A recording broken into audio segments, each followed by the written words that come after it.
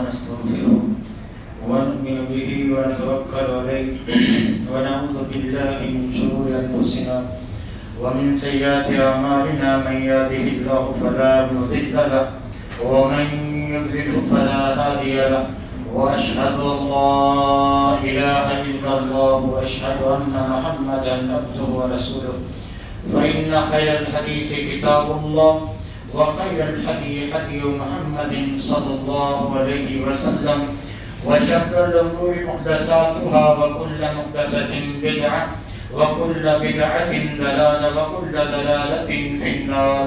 أعوذ بالله السميع العليم من الشيطان الرجيم. النار يعرضون عليها غدوا وعشيا يوم تقوم الساعة أدخلوا آل فرعون أشد العذاب. وقال الله تبارك وتعالى في موضع آخر يثبت الله الذين آمنوا بالقول الثابت في الحياة الدنيا وفي الآخرة. وقال النبي صلى الله عليه وسلم إن القبر أول منازل الآخرة فإن نجا منه أحد فما بعده أيسر منه وإن لم ينج منه فما بعده أشد منه.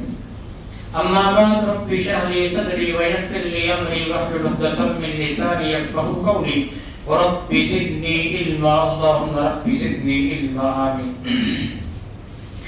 تمام قسم کی تعریف وحدہ لا شریک خالق کائنات مالک ارض و سما کے لیے ہے. لاکھوں کروڑوں درود و سلام ہو سستی اقدس مقدس پر جن کا نامی نامی اسم گرامی محمد اکرم صلی اللہ علیہ وآلہ آلہ وصحبہ وبارک وسلم ہے.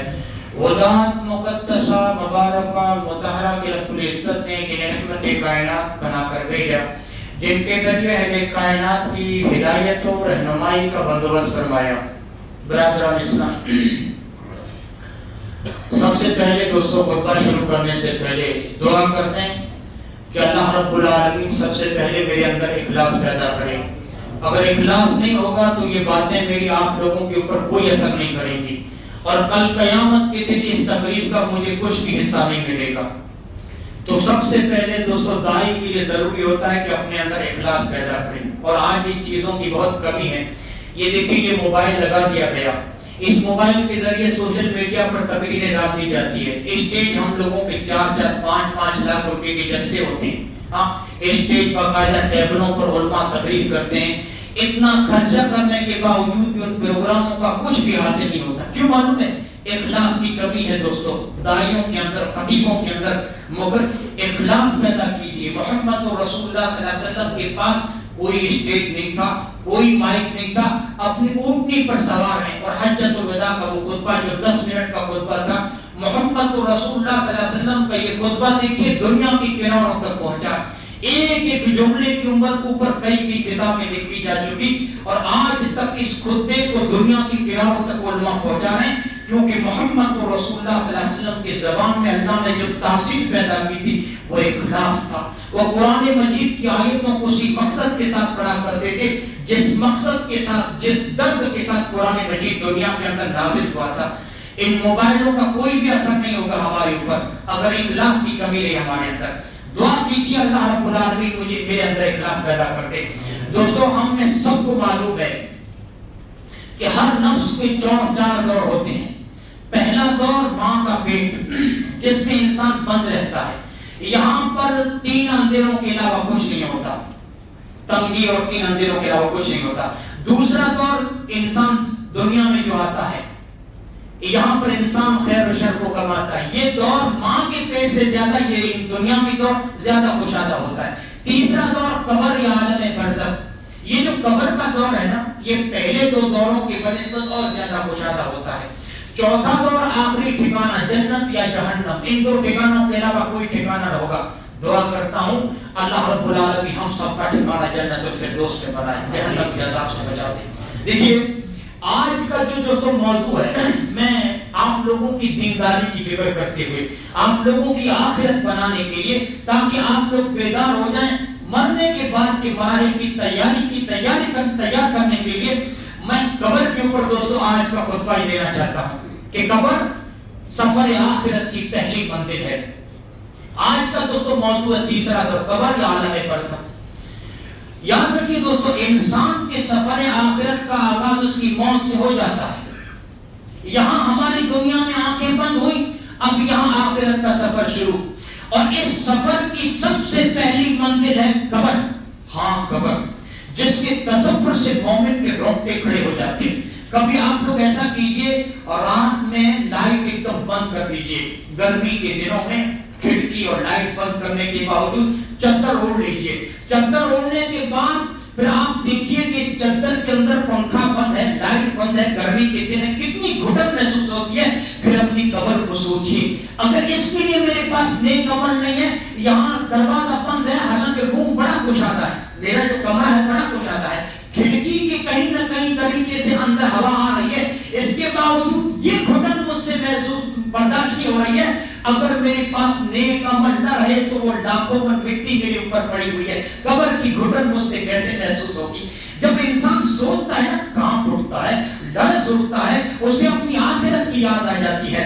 دوستو قبر کے بارے میں حضرت عثمان کے غلام ہانی کہتے ہیں کہ حضرت عثمان جب قبر کو دیکھتے تھے، قبر کے اوپر کھڑے ہو جاتے تھے، اتنا روتے تھے کہ ان کی داڑھی آنسوں سے تر ہو جاتی تھی۔ کسی نے پوچھا عثمان، جنت اور جہنم کے تذکرے پر آپ اتنا نہیں روتے جتنا قبر پہ کھڑے ہو کے روتے، کیا وجہ ہے؟ حضرت عثمان کہا کرتے تھے، لوگوں میں نے محمد رسول اللہ صلی اللہ علیہ وسلم کو فرماتے ہوئے سنا، ان القبر اول منازل الاخرہ فان نجا منه احد فما باته ایسر منه۔ لوگوں، قبر آخرت کی سب سے پہلی منزل ہے۔ اگر انسان اس قبر میں کامیاب ہو گیا نا تو بعد کی منزلیں بہت آسان ہے، بہت آسان ہے۔ وَإِن لَمْ يَنْجُ مِنْهُ فَمَا بَعْدَهُ أَشَدُّ مِنْهُ۔ اگر انسان اس قبر میں کامیاب نہ ہو سکا، یہاں کے سوالوں میں کامیاب نہ ہو سکا، اس کے پاس نمازیں نہ رہی، رب کو نافرمانی کر کے گیا ہے، تو بعد کی منزلیں بہت سخت ہیں، بہت سخت ہیں۔ قبر اس کے کہ میں قبر کی سختیوں کو بیان کر دوں، میں آپ لوگوں کو بتانا چاہتا ہوں کہ قبر کا عذاب ہے کیا۔ دوستو قبر کا عذاب غیبی امور میں سے ہے، اس کے بارے میں اور آپ لوگ اتنا ہی جانتے ہیں جتنا اللہ نے قرآن میں ذکر کیا ہے اور محمد رسول اللہ نے اپنی حدیث میں ذکر کیا ہے۔ اس کے علاوہ اس کے بارے میں کوئی کچھ نہیں جانتا۔ آپ اتنا ضرور کہہ سکتے ہیں کہ مولانا قبر میں میرے بھائی کے ساتھ، ہمارے رشتے دار کے ساتھ، ہمارے دوستوں کے ساتھ جو کچھ ہو رہا ہوتا ہے، ہم اس کو کیوں محسوس نہیں کر سکتے، کیوں اس کو سن نہیں سکتے، دیکھ نہیں سکتے؟ محمد رسول اللہ صلی اللہ علیہ وسلم نے فرمایا، تم لوگ اس لیے دیکھ اور سن نہیں سکتے کہ لولا اللہ تدافعوا لدعوت اللہ ان یسمعکم من عذاب القبر۔ آپ نے فرمایا عذاب قبر اگر تم لوگ سن لیتے، عذاب قبر اگر تم لوگ دیکھ لیتے تو اپنے مردوں کو دفنانا چھوڑ دیتے، اپنے مردوں کو تم لوگ دفنانا چھوڑ دیتے۔ قبر میں میت کو ایسا عذاب ہوتا، ایسا عذاب ہوتا ہے۔ قبیلہ بنو نجار میں محمد رسول اللہ صلی اللہ علیہ وسلم بنو نجار کے ایک باغ میں تھے، وہاں پر چند قبریں تھی۔ محمد رسول اللہ کھچر پہ سوار تھے، کھچر بھڑکنے لگا۔ قبر تھا کہ اللہ کے رسول صلی اللہ علیہ وسلم کو اتنا، مطلب صحابہ کہتے ہیں کہ وہ اللہ کے رسول کو گرا دیتا۔ اللہ کے رسول صلی اللہ علیہ وسلم نے قبریں دیکھی، آپ نے فرمایا قبر والوں کو کون جانتا ہے؟ ایک صحابی نے کہا میں جانتا ہوں۔ آپ نے فرمایا کب فوت ہوئے تھے، کب مرے تھے؟ کہ اللہ کے رسول حالت شرک میں مر گئے تھے۔ آپ نے فرمایا او میرے صحابہ، ان لوگوں کو عذاب ہو رہا ہے، میری امت کے لوگوں کو قبروں میں آزمایا جاتا ہے، ان کو عذاب ہو رہا ہے۔ لولا اللہ تدافعوا لدعوت اللہ ان یسمعکم من عذاب القبر۔ میں ان کی چیخوں کو سن رہا ہوں۔ محمد رسول اللہ نے فرمایا میرا کھچر ان لوگوں کی چیخوں کو سن رہا ہے، جانور نہ۔ آپ نے فرمایا ان الموتى لیعذبون فی قبورہم حتی ان الباہم لتسمع اصواتہم۔ آپ نے فرمایا مرنے کے بعد جو مردوں کو عذاب ہوتا ہے ان کی چیخوں کی آواز جانور سنتے ہیں، جن و انس نہیں سنتا۔ آپ نے فرمایا میرا کھچر ان کی چیخوں کو سن رہا ہے اور مجھے بھی اللہ ان کی چیخوں کو سنا رہا ہے۔ آپ نے فرمایا اگر مجھے اس بات کا ڈر نہ ہوتا نا کہ تم اپنے مردوں کو دفنانا چھوڑ دو گے تو میں اللہ سے دعا کرتا اللہ ان کی چیخوں کو تمہیں بھی سناتا۔ الذی اسمع من، کہ اس وقت میں سننا اتنا خطرناک ہوتا ہے۔ دوستوں اللہ رب العالمین کی کوئی بھی حکمت ہو، پتہ نہیں اللہ رب العالمین ہمیں ان کی چیخوں کو کیوں نہیں سناتا، اللہ کی کوئی بھی حکمت۔ لیکن محمد رسول اللہ نے فرمایا اللہ کی حکمت اس میں یہ ہے کہ اگر تم اس کو دیکھ لیتے نا عذاب کو، اپنے مردوں کو قبر میں رکھتے، اتنا خطرناک عذاب ہوتا ہے۔ ہمارا عقیدہ ہے اللہ کی جو بھی حکمت ہو اس میں، ہمارا عقیدہ ہے کہ مردوں کو قبر میں عذاب ہوتا ہے۔ اب جانتے ہیں اس دنیا میں ایک طبقہ، ایک جماعت ایسی کہ یہ اپنے آپ کو اہل قرآن کہتے ہیں کہ جو کچھ قرآن ہے اسی احکامات پہ عمل کریں گے. حدیث ہمارے یہاں کوئی معنی نہیں رکھتی. یہ عذاب قبر کا انکار کرتے ہیں. یہ کہتے ہیں کہ ہمارے پاس بس قرآن ہے, قرآن میں جو ہے اسی پر عمل کریں گے. آئیے میں قرآن سے ثابت کرتا ہوں عذاب قبر کو. اللہ رب العالمین نے فرمایا النار یعرضون علیہا غدوا وعشیا یوم تقوم الساعۃ ادخلوا آل فرعون اشد العذاب. اللہ نے فرمایا آگ ہے جس کے اوپر صبح و شام ان کو پیش کیا جاتا ہے. جس دن قیامت قائم ہوگی اس دن آل فرعون کے بارے میں اللہ کا حکم ہوگا کہ ان کو سخت ترین عذاب میں مبتلا کر دو. اہل سنت و جماعت کہتے ہیں کہ یہاں پر دو عذابوں کا ذکر ہے, ایک قیامت کے دن کا عذاب اور دوسرا قیامت سے پہلے کا عذاب. یہ جو قیامت سے پہلے کا عذاب ہے نا یہی عذاب قبر ہے. محمد رسول اللہ صلی اللہ علیہ وسلم نے سورہ ابراہیم کی آیت پڑھی یثبت اللہ الذین آمنوا بالقول الثابت فی الحیاۃ الدنیا وفی الآخرہ. آپ نے فرمایا یہ آیت عذاب قبر کے بارے میں نازل ہوئی ہے. آپ نے فرمایا مردے سے جب رکھنے کے بعد اس سے پوچھا جاتا ہے بتاؤ تمہارا رب کون ہے, مردہ کہتا ہے میرا رب اللہ ہے. بتاؤ تمہارے نبی کون ہے, مردہ کہتا ہے میرے نبی محمد رسول اللہ صلی اللہ علیہ وسلم ہے. ہاں حضرت عبداللہ بن عباس کہتے ہیں کہ محمد رسول اللہ کا گزر دو قبروں سے ہوا. آپ نے فرمایا انہما لیعذبان وما یعذبان فی کبیر وانہ لکبیر. آپ نے فرمایا ان دونوں کو عذاب ہو رہا ہے, ان دونوں کو عذاب ہو رہا ہے, اور ان کو عذاب کسی بڑے گناہ کی وجہ سے نہیں ہو رہا ہے. حالانکہ گناہ تو بڑا ہے لیکن بچنا کوئی بڑی بات نہ تھی. اما احدہما فکان یمشی بالنمیمہ واما الاخر فکان لا یستنزع من بولہ. آپ نے فرمایا ایک چغل خور تھا, اس میں سے ایک چغل خوری یہاں کی وہاں وہاں کی یہاں, اس طرح دو بھائیوں کو لڑانا, خاندانوں کو لڑانا, میاں بیوی کو لڑانا. یہ جو لگانے بجانے والے نا ان کو قبر میں عذاب ہوتا ہے. آپ نے فرمایا ایک تو چغل خور تھا واما الاخر فکان لا یستنزع من بولہ, اور دوسرا پیشاب کی چھینٹوں سے نہیں بچتا تھا. عذاب قبر بھی ثابت ہو رہا ہے کہ مردوں کا عذاب ہوتا ہے, اور سبب بھی پتہ چل رہا ہے کہ چغل خور کو قبر میں عذاب ہوتا ہے. اور پیشاب کی چھینٹوں سے نہ بچنے والے ہمارے بھائی جو جنس پینٹ پہنتے ہیں اتنی ٹائٹ ہوتی ہے, کہتے ہیں کہ مولانا بیٹھا نہیں جاتا, کھڑے ہو کے پیشاب کرتے ہیں. جب کھڑے ہو کے پیشاب کرتے ہیں تو پیشاب کی چھینٹیں ان کی پینٹ پر پڑتے ہیں. اب دوسرے سبب کے بارے میں امام کائنات نے کہاں تک فرمایا اکثر عذاب القبر من البول, اکثر جو عذاب قبر ہوتا ہے آپ نے فرمایا پیشاب کے چھینٹوں سے نہ بچنے والے کو ہوتا ہے. اکثر جو قبر میں عذاب ہوتا ہے نا وہ پیشاب کے چھینٹوں سے نہ بچنے کی وجہ سے ہوتا ہے. بھائیوں میں آپ لوگوں سے یہاں تک کہتا ہوں کہ بیٹھ جایا دیجیے, کسی بھی طرف بیٹھ جائیں, ورنہ اگر آپ کو کسی مجبوری کے تحت کھڑے ہو کے پیشاب کرنا بھی پڑتا ہے تو ایسی جگہ پہ پیشاب کیجیے کہ وہ چھینٹیں آپ کے پیر پر نہ پڑے. ورنہ آپ نے فرمایا اکثر جو قبر کا عذاب ہوتا ہے وہ پیشاب کی چھینٹوں سے نہ بچنے کی وجہ سے ہوتا ہے. یاد رکھیے ابن مسعود کہتے ہیں اللہ کے رسول فرمایا ان الموتى ليعذبون في قبورهم حتى ان الباهي لتسمع اصواتهم. آپ نے فرمایا مردوں کو قبر میں عذاب ہوتا ہے یہاں تک کہ ان کی چیخوں کو جانور اور چوپائے تک سنتے ہیں. اتنی دلیلوں کے بعد قرآن و حدیث کی اگر کوئی عذاب قبر کا انکار کرتا ہے اس کے اندر خوارج کے جراثیم ہیں. ایسے لوگ اسلام سے نکل چکے ہیں, کافر ہیں. ایسے لوگوں کا اسلام سے کوئی تعلق نہیں, ایسے لوگوں کے اوپر محنت کرنے کی کوئی ضرورت نہیں. خوارج ہیں یا ان کے جراثیم ہیں ایسے لوگوں کے اندر. یاد رکھیے دوستو, آپ یہ کہہ سکتے ہیں کہ مولانا جو انسان سمندر میں ڈوب کے مر جائے, جس کی لاش نہ ملے, جس کو جلا کر راکھ کر دیا جائے, جس کی لاش قبر میں دفن ہو, یا جس کو درندے کھا جائیں, کوئی انسان مر جائے جس کی لاش نہ ملے, جو قبر میں دفن ہی نہیں ہوا, اس کو پھر کیسے قبر میں عذاب ہوتا ہوگا؟ تو آپ لوگوں کو بتا دوں عذاب قبر سے مراد عذاب برزخ ہے. برزخ کا معنی ہوتا ہے آڑ, آڑ بن جانا. آپ کی موت آڑ بن گئی, پھر آپ نے جو گناہ کیا اس گناہ کی سزا شروع ہو گئی, اور یہ سزا یہ عذاب آپ کی روح اور جسم تک پہنچ کر رہے گا. ان اللہ علی کل شیء قدیر, اللہ ہر چیز پر قادر ہے, اس سے کوئی چیز بے بس نہیں کر سکتی, اسے کوئی چیز لاچار اور بے بس نہیں کر سکتی. وہ اگر آپ عذاب قبر کے مستحق ہیں, چاہے آپ کی لاش قبر میں دفن ہو یا نہ ہو, آپ اپنی لاش کو جلا کر راکھ کر دیں اور راکھ سمندر میں خشکی میں اڑا دیں, اور وہ عذاب آپ کے روح جسم تک پہنچ کرے گا. آپ کو معلوم ہے محمد رسول اللہ نے ایک شخص کے بارے میں کہا کہ اللہ کے عذاب سے ڈر گیا تو اس نے اپنی لاش کو جلا دیا. اپنے بیٹوں سے کہا کہ میری راکھ اڑا دینا. اللہ نے اسے زندہ کر کے پوچھا تم نے ایسا کیوں کیا؟ اس نے کہا من خشیتک, اے اللہ تجھ سے ڈر گیا, عذاب قبر سے ڈر گیا. اللہ رب العالمین نے احساس گناہ کی وجہ سے اسے معاف کر دیا. تو اگر آپ عذاب قبر کے مستحق کوئی بھی ہے بندہ, تو یہ عذاب اس کے جسم اور روح تک پہنچ کر رہے گا. کیسے پہنچتا ہے؟ اب آئیے میں ترتیب کے ساتھ بتاتا ہوں کہ کیا کیا مردے کے ساتھ قبر میں ہوتا ہے. اللہ کے لیے اللہ کے رسول نے ایک موقع پر کہا تھا کہ لوگوں دنیا میں زندگی مسافر کی طرح گزارو, زندگی مسافر کی طرح گزارو اور اپنے آپ کو قبر والوں میں شمار کرو. تھوڑی دیر کے لیے آپ یہ سوچ لیں کہ اس وقت ہم مسجد میں نہیں بلکہ قبر کے اندر ہیں. اللہ کے رسول نے یہاں تک فرمایا اپنے آپ کو قبر والوں میں. تھوڑی دیر کے لیے محسوس کر لیجیے کہ ہم لوگ قبر میں, ہم لوگوں سے سوال جواب ہو رہا ہے. کاش کہ دوستو آپ لوگ بیدار ہو جائیں. تو قبر میں آپ لوگوں نے سنا ہوگا کہ میت کو دبوچا جاتا ہے. بالکل آپ نے صحیح سنا. حدیث کی راوی حضرت عبداللہ بن عمر ہیں, کہتے ہیں محمد رسول اللہ صلی اللہ علیہ وسلم نے سعد بن معاذ کے بارے میں فرمایا. کتنے فضیلت والے انعام یہ صحابی.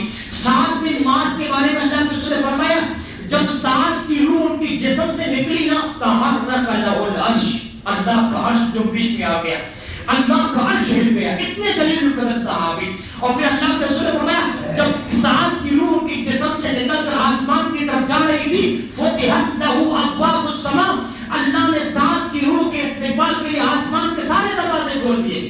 اتنے جلیل القدر صحابی. اور آپ نے فرمایا سعد کی نماز جنازہ میں وشهده 70,000 من الملائکہ, سعد کی نماز جنازہ میں 70,000 فرشتوں نے شرکت کی. اور جب سعد کو صحابہ نے اٹھایا, سعد بن معاذ کو, سعد بن معاذ کافی بھاری بھرکم جسم والے تھے, پہلوان تھے, جس طرح ہمارے اکھاڑے کے پہلوان ہوتے ہیں, بالکل پہلوان تھے. تو سعد کی جب چارپائی, جب جنازہ سعد کی لاش جب چارپائی میں پڑی تھی تو صحابہ نے نماز کے بعد جب چارپائی کو اٹھایا تو طاقت کے ساتھ اٹھایا. یہ جو ڈنڈا ہے, یہ ڈنڈا میں اپنی کلائی کی طاقت سے اٹھا لوں گا. کیوں؟ اس میں اتنا وزن نہیں ہے. اس ڈنڈے کو اٹھانے میں مجھے اپنے بازو, اپنی پیٹھ کی طاقت نہیں لگانی پڑے گی. اس کو میں اپنے کلائی کی طاقت سے اٹھا لوں گا. اس میں وزن نہیں ہے. لیکن اگر میں 100 من یا 50 من کی بوری اٹھاؤں گا تو اپنے پیٹھ کی, اپنی جسم کی پوری طاقت کے ساتھ اٹھاؤں گا. تو سعد کی جنازے میں چونکہ وزن ہے تو صحابہ نے جب اتنی طاقت کے ساتھ اٹھایا, جب آپ ہلکی چیز پوری طاقت کے ساتھ اٹھائے تو آپ چونک جائیں گے نا اس کا وزن کہاں گیا. سعد کے جنازے کو جب صحابہ نے طاقت کے ساتھ اٹھایا تو صحابہ کہتے ہیں ہمیں ایسا لگا کہ ہم نے صرف چارپائی اٹھا لی ہے, اوپر سعد کا وزن ہے ہی نہیں. تو اللہ کے رسول سے پوچھا, اللہ کے رسول ہمیں تو ایسا لگ رہا ہے کہ ہم نے صرف چارپائی اٹھائی ہے, ایسا لگ رہا ہے کہ سعد کا وزن ہے ہی نہیں چارپائی کے اوپر, سعد کا وزن کہاں گیا. محمد رسول اللہ صلی اللہ علیہ وسلم نے فرمایا تم لوگوں نے ظاہر صرف چارپائی اٹھا رکھی ہے, سعد کو فرشتوں نے کندھا دے کے رکھا. اس نے سعد کے جنازے کو تو فرشتوں نے کندھا دے کے رکھا. اللہ اکبر. آپ لوگوں کو تعجب تب ہوگا, بیہقی کی روایت ہے محمد رسول اللہ نے فرمایا جیسے ہی سعد کو ہم نے قبر کے اندر رکھا قضایت علیہ قبرہ, سعد کو قبر نے ایسا دبوچا کہ حتی سارا کشار, سعد پس کر بال ہو گئے. یہ ہمارے سر کا بال ہے نا, پس کر بال ہو گئے. اللہ اکبر.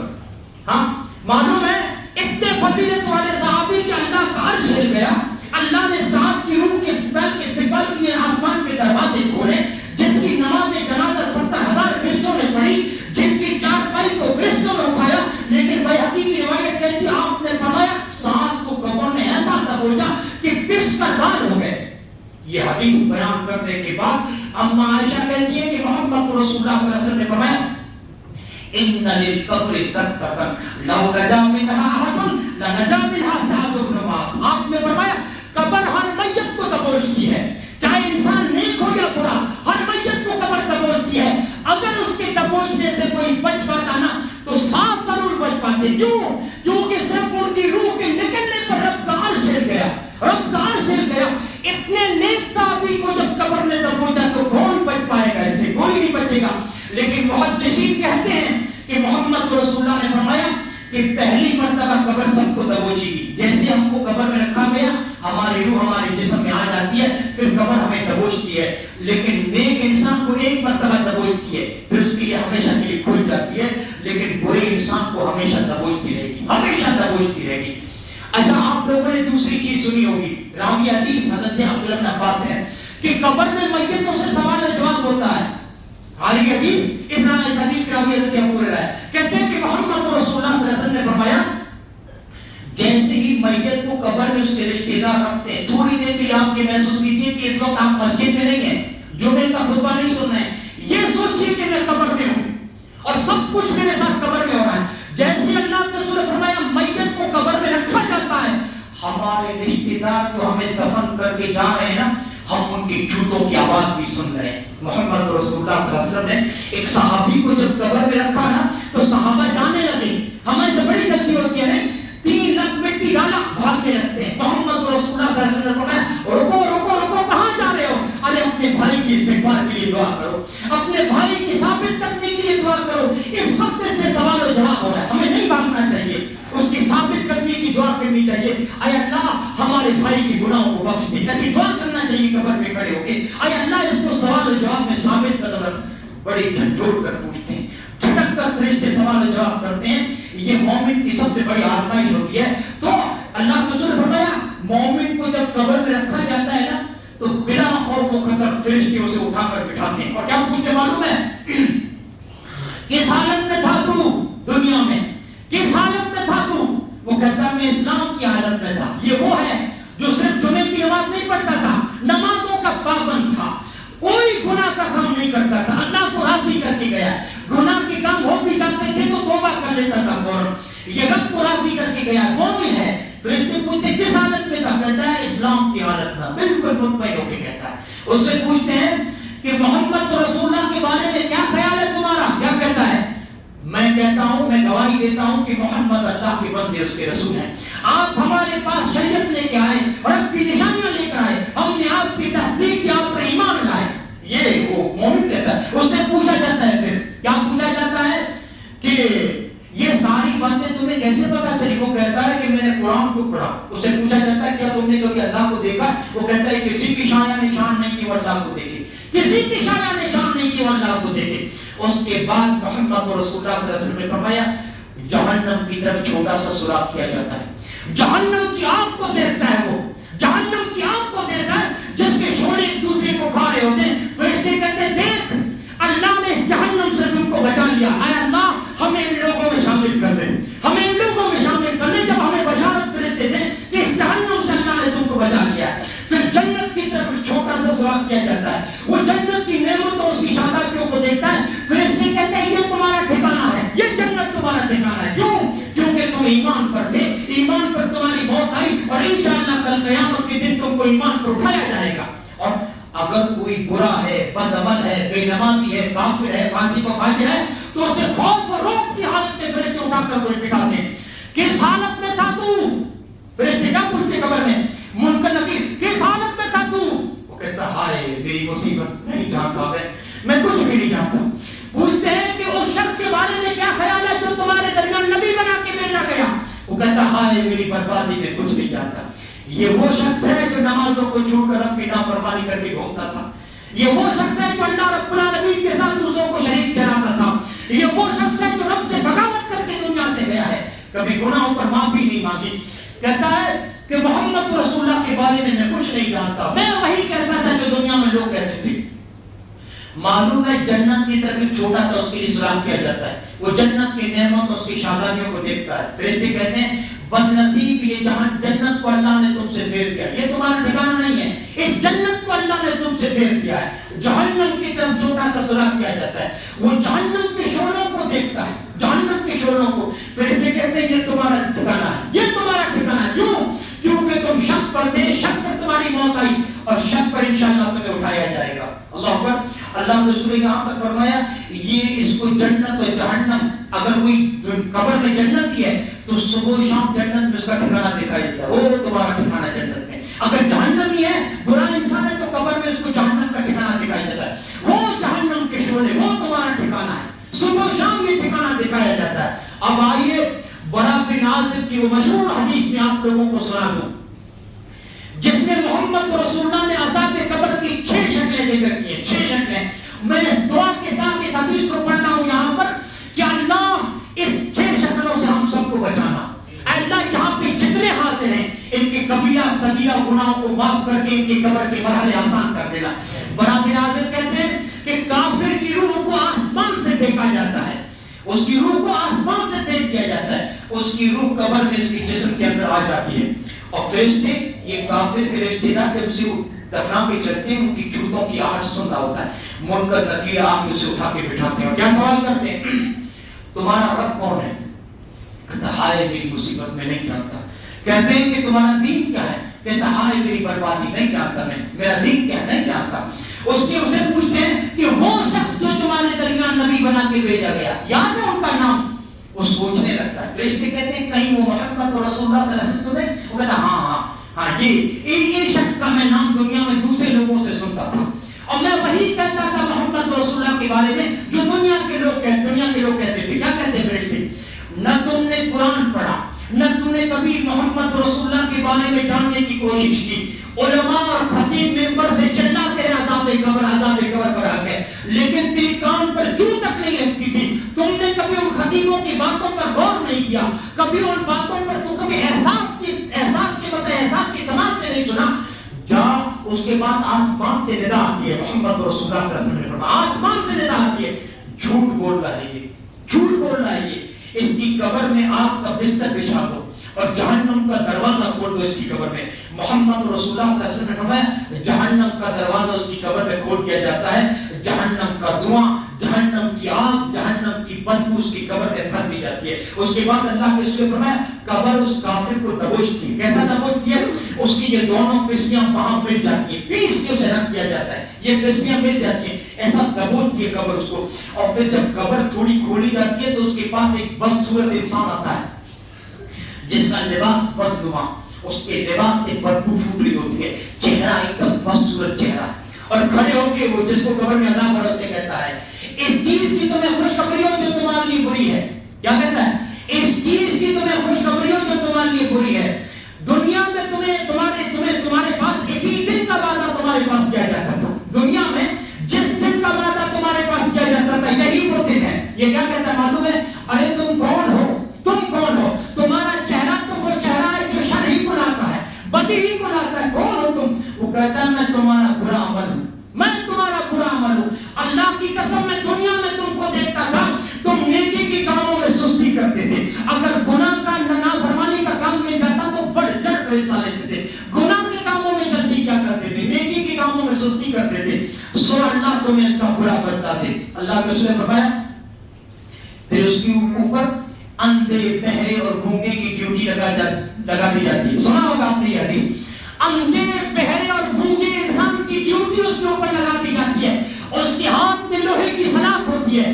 امام کائنات جناب محمد رسول اللہ صلی اللہ علیہ وسلم کہتے ہیں وہ لوہے کی سلاخ اگر وہ چٹان پہ مار دے، پہاڑ پہ مار دے تو پہاڑ بھی ریزہ ریزہ ہو جائے. ہاں اس برے انسان کی اس سلاخ سے پٹائی کرتا ہے، اس سلاخ سے اس کی پٹائی کرتا ہے. جیسی وہ سلاخ اس برے انسان کو مارتا ہے وہ چور چور ہو جاتا ہے. اس کا جسم، اس کا سر، اس کا جسم چکنا چور ہو جاتا ہے. پھر اللہ اسے اصلی حالت میں لوٹا دیتا ہے. پھر اس کی پٹائی کرتا ہے اسی لوہے کی سلاخ سے. محمد رسول اللہ نے فرمایا چیختا ہے وہ چیختا ہے، کہتا ہے اللہ قیامت کو تو قائم نہ کر یہاں تک کہ اس کی چیخوں کو جانور سنتے ہیں. جانور اور چوپائے اس کی چیخوں کو اللہ کے رسول فرمایا سنتے ہیں. اللہ کہتا ہے اس کو حشر کے دن کا منتظر نہ ٹھہراؤ، اس کی قبر میں جہنم کا بستر بچھاؤ، جہنم کا دروازہ کھول دو اور اسے قبر میں دبوچو. قبر اسے دبوچتی ہے. آئے زمین کی پیٹھ پر اترا کر چلنے والے کو نہیں بھولنا چاہیے اس زمین کے پیٹ میں مجھے مدتوں تک سونا ہے. زمین کی پیٹھ پر نماز جمعہ پڑھ کے 8 دن کی نمازوں کو چھوڑ کر گھومنے والے کو نہیں بھولنا چاہیے اس زمین کی پیٹھ اور زمین کے پیٹ میں مجھے صدیوں تک سونا ہے. یہ زمین میری یا تو جنت کی کیاری بنے گی یا جہنم کا گڑھا بنے گی. نمازیوں کے لیے جنت کی کیاری ہے، بے نمازوں کے لیے جہنم کا گڑھا بن جائے گی، جہنم کا گڑھا. اگر نیک انسان ہے قبر میں فرشتے اسے اٹھا کر پوچھتے ہیں. کیا پوچھتے ہیں؟ کس حالت میں تھا؟ وہ کیا کہتا ہے معلوم ہے؟ وہ کہتا ہے میں اسلام کی حالت میں تھا. تمہارا رب؟ میرا رب اللہ ہے. تمہارے نبی؟ محمد رسول اللہ صلی اللہ علیہ وسلم. فرشتے تعجب کرتے ہیں یہ کیسے معلوم کیا تم نے؟ تمہارا رب اللہ، تمہارا دین اسلام، تمہارے نبی محمد رسول اللہ صلی اللہ علیہ وسلم کیسے پتا کیا؟ وہ کہتا ہے میں قرآن کو پڑھا، محمد رسول اللہ کے جو قرآن نازل ہوا میں نے عمل کیا، پڑھا، اس کے احکامات میں عمل کیا. اور میں اتنا سوال کرنے کے باوجود یہ بات غور سے سننے کا اور اللہ اس وقت ہمیں ثابت قدم رکھنا. اس کے بعد فرشتے اس کو دونوں بازوں سے پکڑتے اور چھڑک کر پوچھتے ہیں بتاؤ تمہارا رب کون ہے، تمہارا دین کیا ہے، تمہارے نبی کون ہے. ایک مرتبہ اس نے صحیح سوال کے ساتھ تینوں سوالوں کی جواب دے کے اب فرشتے سختی کے ساتھ چھڑک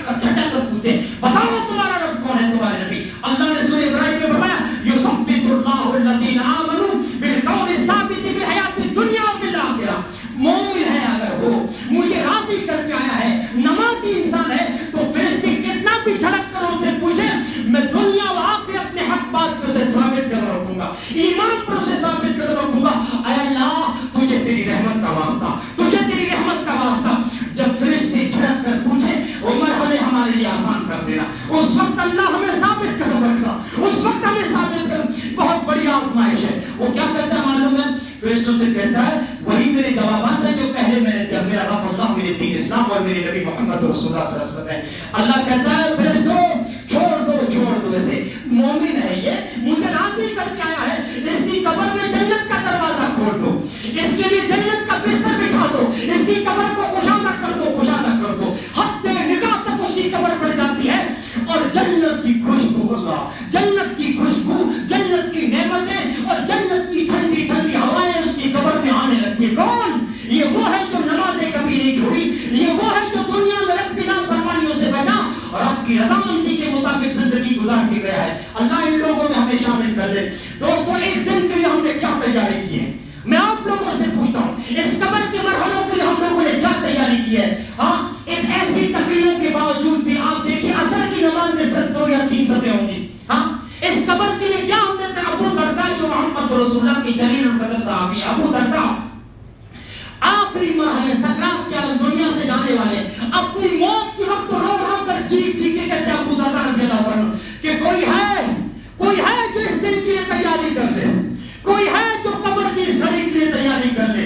رونے لگتے ہوں گی. بیوی نے کہا ابو درداء محمد رسول اللہ کے ساتھ روتے ہو، کہا میری بیوی میں کیوں نہ رہوں، قبر میں مجھے جانا ہے. مجھے ابھی موت میرے اوپر کھڑی ہوئی ہے، پتہ نہیں، ڈر اس بات بھی لگتا ہے کہ زندگی میں کسی گناہ کے کام کو چھوٹا سمجھ کے نہ کر لیا ہو اور اللہ کی نظر میں وہ کام بہت بڑا ہو، وہ گناہ بہت بڑا ہو. اس بات میں ڈر. اس کے بعد وہ روتے ہیں ابو درداء، رو کر بے ہوش ہو جاتے ہیں. جب ہوش آتا ہے تو ابو درداء کہتے ہیں اے اللہ موت کے لمحے آسان کر دے میرے لیے، قبر کے لمحے آسان کر دے. ابو ہریرہ یہ وہ صحابہ ہیں جن کی راتیں سجدے میں گزرتی تھی، صبح دوستوں گھوڑے کے پیٹ میں جہاد میں گزرتے تھے، جنہوں نے محمد رسول اللہ کی رفاقت حاصل کی. ابو ہریرہ موت کے وقت روتے ہیں. کہا ابو ہریرہ کیوں روتے ہو؟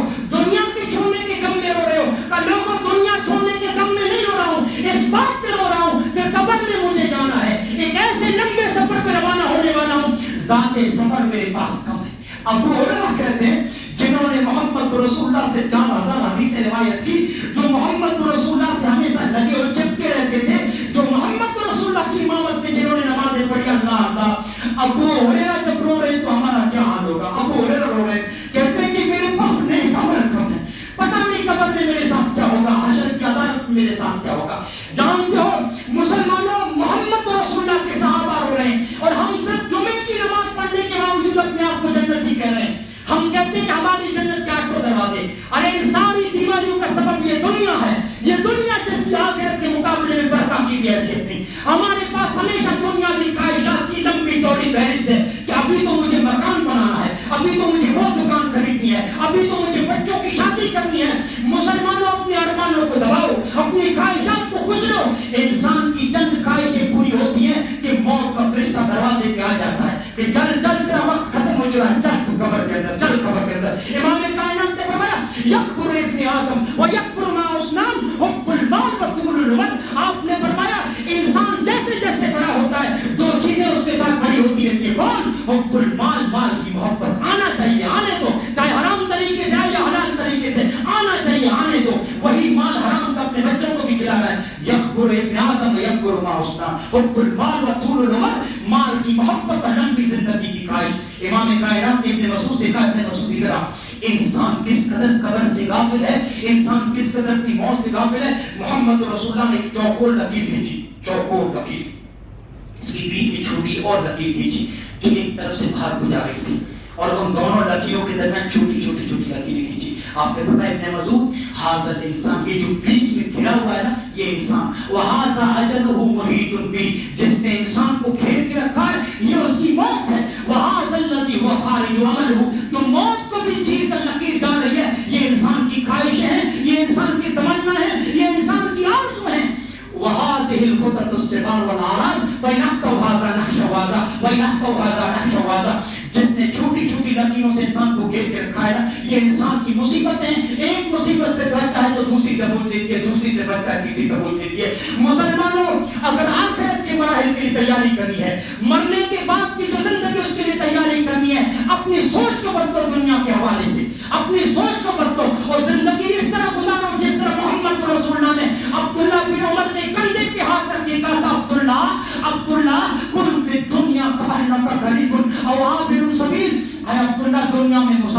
तरह जियो, दुनिया में मुसाफिर की तरह जियो और अपने आप को कब्र वालों में शुमार करो। मोहम्मद रसूलुल्लाह इसी तरह दुनिया गुजार की गए। अगर आपकी ये ख्वाहिश है कि अभी तो मुझे ये करना है वो करना है, सूरह अहकाफ में अल्लाह ने फरमाया व यौम युरदुल लज़ीना कफरू अला अन्नार अज़हबतुम तय्यबातिकुम फी हयातिकुम दुनिया वस्तमतअतुम बिहा। अल्लाह ने फरमाया ये तो काफिरों की सोच है कि अभी मेरे ये अरमान वो अरमान बाकी है। ऐसे लोगों को जिन्होंने दुनियावी दौलत को कमाने के लिए नमाजों को छोड़ा, अपने अरमानों को पूरा करने के लिए, कल कयामत के दिन जहन्नम के किनारे पे खड़ा करके जहन्नम के अंदर धक्का देंगे। क्यों? तुमने अपनी ख्वाहिशें दुनिया में पूरी कर लिए, तुमने अपने अरमान दुनिया में पूरे कर लिए। लोगों इन चंद सिक्कों के लिए, कागजी करेंसी के लिए अल्लाह अल्लाह नमाजें मत छोड़ो, अपनी नमाजों को मत छोड़ो। इस दोस्तों नमाजों में आप लोगों की दोस्तों आखिरत की जमानत है, इन्हीं सजदों में आखिरत की जमानत है। मोहम्मद रसूलुल्लाह हजरत बरा बिन आज़िब कहते हैं हम किसी अंसारी सहाबी के दफन के वक्त अल्लाह के रसूल के साथ थे, उसकी कब्र खोदी जा रही थी और अल्लाह के रसूल कब्र के किनारे बैठे रो रहे हैं, इतना रो रहे हैं, कब्र को देख के इतना रो रहे हैं कि अल्लाह के रसूल के नीचे की मिट्टी गीली हो चुकी है। आपने अपने साहब को कहा ओ मेरे सहाबा या इख्वानी लिमिस्लि हादा फाइतु, या इख्वानी लिमिस्लि हादा फाइतु, मेरे भाइयों इस कोठरी के लिए तुम भी तैयारी करो, इस कब्र के लिए तुम भी तैयारी करो, इन सवाल और जवाब के लिए तुम भी तैयारी करो, इन मरहलों के लिए। आए हाय मोहम्मद रसूलुल्लाह का कब्र के किनारे पर बैठ के रोना इस बात की दलील है, ये इबरत की जगह है। कब्रिस्तान जाया करो और देखा करो कि एक दिन मुझे भी यहाँ पर आना है, एक दिन मुझे भी आना है। और लोग कब्रों के ऊपर बर्फ लगा देते हैं, लोग दर्द खड़े कर देते थे कब्र वाले को साया हो। इनको साया कब होगा? जब दुनिया में ये नमाजी रहेंगे। इनको साया कब होगा? जबकि रब को राजी करके दुनिया से गए होंगे, तभी इनको दोस्तों कब्र में आराम मिलेगा। कैसे आराम मिलेगा? मोहम्मद रसूलुल्लाह सल्लल्लाहु अलैहि वसल्लम ने फरमाया एक इंसान कब्र में उसके रिश्तेदार उसे दफन करके चलते हैं, असर जैसा कोई वक्त होगा। नमाजें कितनी अहम हैं, जिन नमाजों को हम दुनिया की दौलत के लिए छोड़ते हैं, अल्लाह के रसूल ने फरिश्ते उसे उठाकर बिठाते हैं। क्या देखेगा कि सूरज गुरूब हो रहा है, असर का वक्त खत्म हो रहा है। फरिश्तों से क्या कहता है? फरिश्ते कहता है सवाल और जवाब के लिए तैयार हो जाओ। क्या कहता है मालूम है? तुम्हारे सवालों का जवाब मैं बाद में देता हूँ, कहीं मेरी नमाज असर न छूट जाए। वो क्या कहते हैं फरिश्ते? मोहम्मद रसूलुल्लाह सल्लल्लाहु अलैहि वसल्लम ने फरमाया फरिश्ते उसे सवाल और जवाब करने के बाद इस तरह लिटा के चले जाते हैं जिस तरह नई नवेली दुल्हन को उसके रिश्तेदार उसके बिस्तर पे लिटा के चले जाते हैं कि अल्लाह के बंदे तूने जो पहली जो बात की ना, मुझे नमाज असर पढ़ लेने दो। ऐसा लगता है तुमसे सवाल और जवाब की कोई जरूरत नहीं। नमाजों के अगर पाबंद है, पार है दोस्तों, जिंदगी में आपका बेड़ा पार है, कब्र के मराहिल आपके लिए आसान है। बस जिंदगी में कोई भी गुनाह हो, नमाज आप कायम कर लीजिए, पढ़िए बस कायम कीजिए। रब्बि जअलनी मुकीम अस्सलाह। हज़रत इब्राहिम ने क्या कहा? अल्लाह नमाज पर मुझे पुख्तगी से कायम रहने वाला बना। इस तरह नमाज को कायम कर लीजिए कि फरिश्तों से आप कह सकें कि मुझे पहले नमाज असर पढ़ लेने दो। मुसलमानों याद रखिए, जिन औलाद की ख्वाहिशात के लिए दोस्तों हम नमाजों को छोड़ते हैं, यही औलाद हमारी आंखें बंद होने के बाद हमें मिट्टी में दबा के चली जाती है। जिस दुनिया को कमाने के लिए मैं निकला था, उस दुनिया से जब जाता हूँ तो सिर्फ 4 गज की कफन का टुकड़ा लेके जाता हूँ, सिर्फ 4 गज के कफन का टुकड़ा।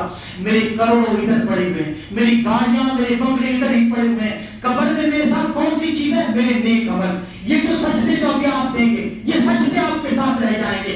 अल्लाह के लिए नमाज वक्त कितना भी बड़ा कस्टमर, कितना भी बड़ा ग्राहक क्यों ना आ जाए, ठोकर मारो दुनिया को। क्या है दुनिया?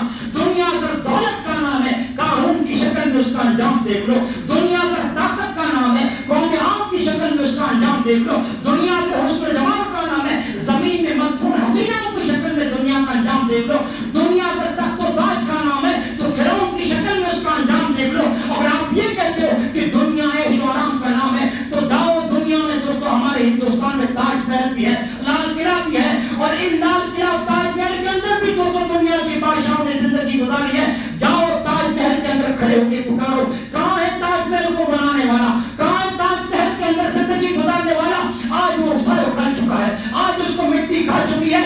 जागो रे दुनिया, जागो, जागो रे गरीबां पे नजर डालने पर खुल जाएगी तुझ पे तेरी दुनिया की हकीकत। इबरत के लिए ढूंढ किसी शाह की तरफ और पूछ कहाँ है तेरी शान हुकूमत। कल तुझ में भरा था जो गुरूर, आज कहाँ है? कल तुझ में भरा था जो गुरूर, आज कहाँ है? ऐ कासा सर बोल तेरा ताज कहाँ है? ऐ कासा सर बोल तेरा ताज कहाँ है? ऐ अल्लाह तुझे तेरी रहमत का वास्ता हमारे कब्र की लम्हे आसान कर देना, मौत की लम्हे आसान कर दे। دینا. اے اللہ ہمارے رشتہ دار جو تیری رحمت میں آ چکے ہیں ان کی قبروں کو تو جنت کی کیاری بنا دے, ان کو کروٹ کروٹ چین و سکون عطا فرما. آمین. السلام علیکم.